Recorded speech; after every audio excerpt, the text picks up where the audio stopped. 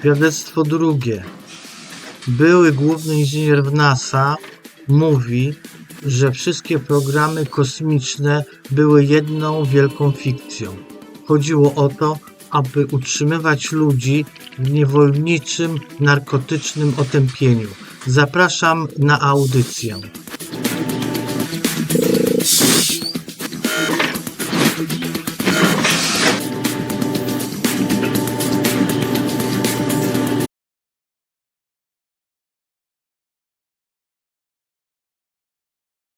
To whom it may concern.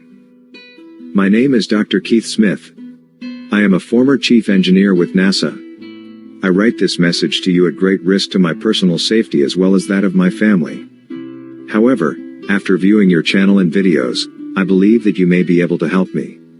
I am trying to get my story out to as many truth seekers like yourself as possible. There are terrible things going on right now that the people need to know about. You are a brave person for being willing to speak out against the evil powers that be. Below is the story of how I became a part of the conspiracy to blind the masses to the true nature of reality. I joined NASA in 1996 after earning my doctorate's degree from the University of... I genuinely believed that the work that I was doing on the shuttle program was putting men in space. As a low-level engineer, I was still indoctrinated with the lie of the Earth's shape. In 2012, I was promoted to chief engineer. In this position, I was tasked with overseeing the engineers and designers of various projects and future missions in the space program. At least, this is what I thought I would be doing. It was only later that I found out that I received this promotion because my superiors felt that I could be trusted with the secret. On June 7, 2012, I was approached directly by the acting administrator of NASA, Charles Bolden. When he offered me the promotion, I readily accepted. It was at this point that I had to be let in on the secret. On June 10th, I went to Washington, D.C. to meet with Administrator Bolden. The pretense of the meeting was as a way of meeting the other heads of NASA and as an introduction to my new position. When I went into the meeting room at NASA headquarters in Washington, D.C., they sat me down and went through introductions. The meeting consisted of myself, Administrator Bolden, Deputy Administrator Lori Garver, Associate Administrator Robert Lightfoot, Director Michael Coates of Johnson Space Center, Director Robert Cabana of Kennedy Space Center, Director Arthur Goldman of Marshall Space Center, and Chief Scientist Waleed Abdulati. After the niceties had concluded, Bolden became very serious.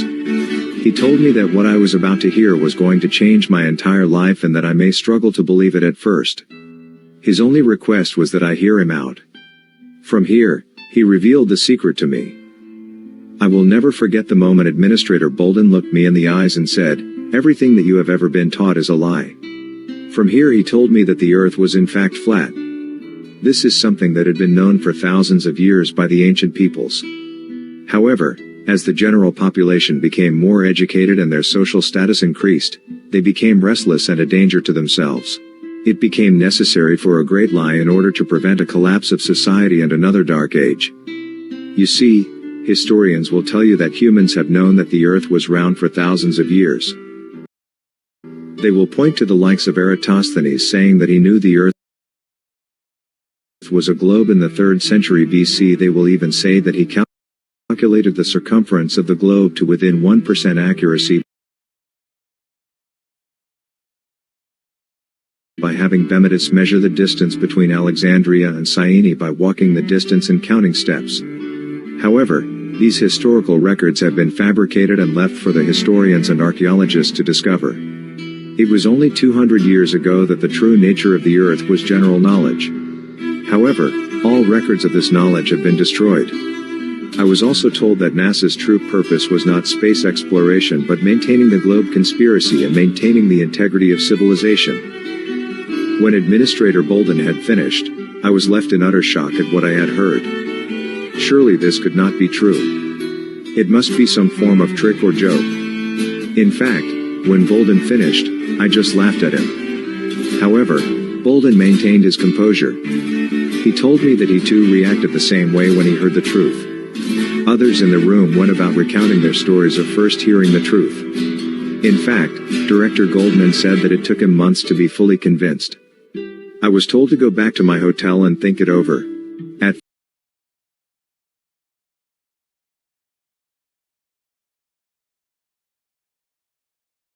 first, I was in denial of the truth.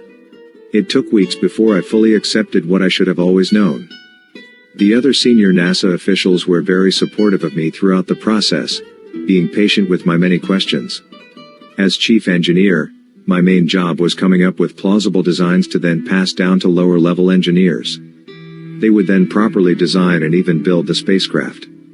They never knew that what they were designing would never go to space. It was my job to ensure that. Whenever we launched a rocket, it would just fly out of range of the TV cameras and civilian tracking capabilities before ditching into the ocean. Many rockets can even still be found at the bottom of the Atlantic Ocean. I went along with spreading the lie for 7 years until I retired at the end of 2019. Even after I retired, I was still fully on board with spreading the lie of the globe. I was indoctrinated to a fanatical degree that lying about the Earth's true form was the only way to preserve society. However, with the COVID pandemic, I have had a lot of time to reflect on my former life and realize that the conspiracy is fundamentally flawed. The people have a right to know the truth. It may cause a social upheaval, but I think that it is worth it to break the authority of the conspiracy. As a part of the conspiracy, my every move is closely watched. They have been growing suspicious of me. I am using false aliases as a way of defending my identity and delaying them from silencing me. I strongly believe that it is important that the truth is spread to as many people as possible. They will do everything they can to suppress your message. It is no accident that YouTube and similar platforms are cracking down on conspiracy videos. I hope you find this information helpful. Please feel free to reach out with any questions that you may have. I will try my best to be responsive for as long as possible. Thank you. Dr. Keith Smith.